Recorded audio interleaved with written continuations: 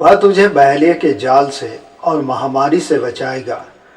तू न रात के भय से डरेगा और न उस तीर से जो दिन को उजाड़ता है, न उस मरी से जो अंधेरे में फैलती है, और न उस महारोग से जो दिन दोपहरी में उजाड़ता है। तेरे निकट 1000 और तेरी दाहिनी ओर 10,000 गिरेंगे, परंतु वह तेरे पास न आएगा। भजन संहिता 91 अध्याय 3, 5, 6 और 7 पद। सबों को प्रेज द लॉर्ड। मैं पास्टर राजन फिर से हाजिर हूँ और लिविंग लेटर चैनल में आपका स्वागत करता हूँ। इस वीडियो में मेरा विषय है महामारी। महामारी की चर्चा हमारे प्रभु यीशु मसीह के द्वारा लगभग 2000 साल पहले हुई थी। यह शब्द कोई नया शब्द नहीं है।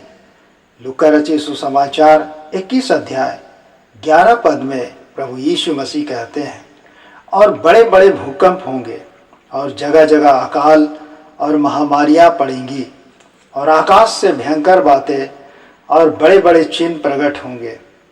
महामारी को कई लोग नेचुरल डिजास्टर यानी प्राकृतिक आपदा मानते हैं, लेकिन बाइबल की नज़रिया से देखें तो यह मनुष्यों के ऊपर परमेश्वर का क्रोध है।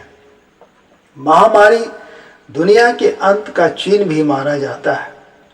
यशायाह नबी की किताब 26 अध्याय 20 और 21 पद में लिखा है, हे मेरे लोगों, आओ अपनी अपनी कोठरी में प्रवेश करके किवाड़ों को बंद करो, थोड़ी देर तक, जब तक क्रोध शांत ना हो तब तक अपने को छिपा रखो, क्योंकि देखो यहोवा पृथ्वी के निवासियों को अधर्म का दंड देने के लिए अपने स्थान से चला आता है, और पृथ्वी अपना खून प्रकट करेगी और घात किए हुओं को और अधिक ना छिपा रखेगी। प्रियो, मैं बताना चाहता हूँ कि परमेश्वर अत्यंत प्रेमी है। वह अपने किए हुए सृष्टि से और विशेषकर मनुष्यों से बहुत प्रेम करता है। वह मनुष्यों को बचाए रखता है। वह मनुष्यों को बचाए रखना चाहता है। परमेश्वर मनुष्यों को अपने वचन दिए हैं ताकि उसे माने, लेकिन जब परमेश्वर के वचन का तिरस्कार विश्वव्यापी स्तर में होता है, तब परमेश्वर का क्रोध मनुष्यों पर भड़कता है, जिसे महामारी भी कहते हैं।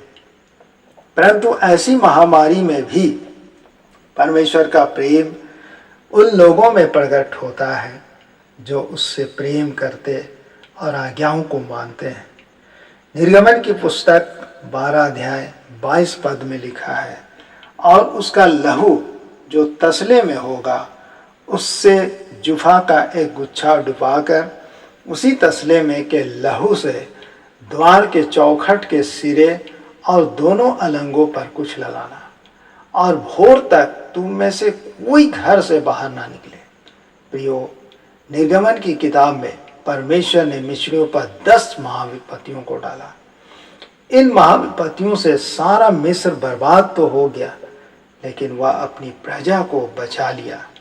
इसका कारण यह है कि परमेश्वर अपनी प्रजा को जो आज्ञा दिया था उसको उन्होंने पालन किया। मेरे साथ भी कुछ घटना घटा था जिसका जिक्र करना चाहूँगा।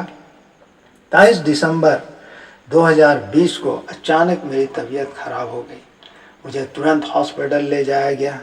मेरा वहाँ इलाज शुरू हो गया और इस दौरान कोरोना टेस्ट भी किया गया। दूसरे दिन कोरोना टेस्ट का रिपोर्ट आया और मुझे पता चला कि मैं कोरोना पॉजिटिव हूँ। इस रिपोर्ट से मेरी पत्नी घबरा गई, मेरे बच्चे घबरा गए और मेरा पूरा परिवार घबरा गया। लेकिन परमेश्वर का धन्यवाद हो कि वह मुझे बल दिया और संभाला। मैं 10 दिन कोविड हॉस्पिटल में रहा। हॉस्पिटल में ही मैंने क्रिसमस और न्यू ईयर मनाया। इस दौरान परमेश्वर मेरे साथ था। मैं पूरे मन से परमेश्वर को पुकारा और वह मेरी पुकार को सुना। हर रोज़ मैं हॉस्पिटल में बाइबल पढ़ा जो मुझे शक्ति देता था। अंततः मैं 5 जनवरी 2021 को कोरोना नेगेटिव होकर अपने घर पहुंचा। भजन संहिता की किताब 118 अध्याय 16 से 18 पद में लिखा है, यहोवा का दाहिना हाथ महान हुआ है, यहोवा के दाहिने हाथ से पराक्रम का काम होता है।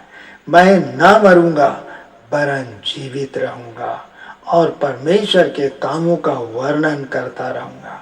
परमेश्वर ने मेरी बड़ी ताड़ना तो की है, परंतु मुझे मृत्यु के वश में नहीं किया। प्रियो, महामारी से कई लोग घबराते हैं। अब क्या होगा? उनका घबराना स्वाभाविक भी है, लेकिन इससे कई लोग अपनी बीमारी को और बढ़ा लेते हैं। ऐसे समय में हमें हिम्मत बांधने की जरूरत है। नीति वचन 24 अध्याय 10 पद में लिखा है, यदि तू विपत्ति के समय साहस छोड़ दे तो तेरी शक्ति बहुत कम है। प्रियो, 2000 साल पहले ही हमारे प्रभु यीशु मसीह ने दुनिया में आने वाले सारे संकट के विषय में हमें बता दिया था। उसका यह सब आने वाली घटनाओं को बताने का उद्देश्य हमें घबराना, डराना और अस्थिर करना नहीं है, बल्कि दृढ़ करना है। मसीह यीशु हम सबसे प्रेम करते हैं। यूहन्ना रचित सुसमाचार 16 अध्याय 4 और 13 पद में इस प्रकार लिखा है, परंतु ये बातें मैंने इसलिए तुमसे कही कि जब इनका समय आए तो तुम्हें स्मरण आ जाए कि मैंने तुमसे पहले ही कह दिया था।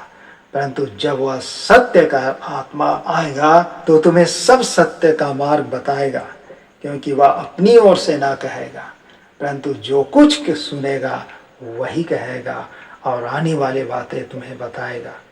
परमेश्वर कोई भी काम छिपाकर या बिना बताए नहीं करता है। वह प्रभु यीशु मसीह के माध्यम से अपनी हर योजना को प्रकट करता है।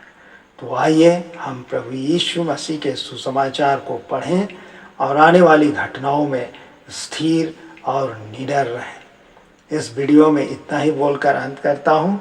यदि आपको यह वीडियो पसंद आया हो तो वचन के प्रसार के लिए लाइक, शेयर, कमेंट और अब तक सब्सक्राइब नहीं किए हैं तो ज़रूर करें। तो इसी के साथ मैं विदा लेता हूँ। अगले वीडियो में फिर मिलेंगे। धन्यवाद। आमीन।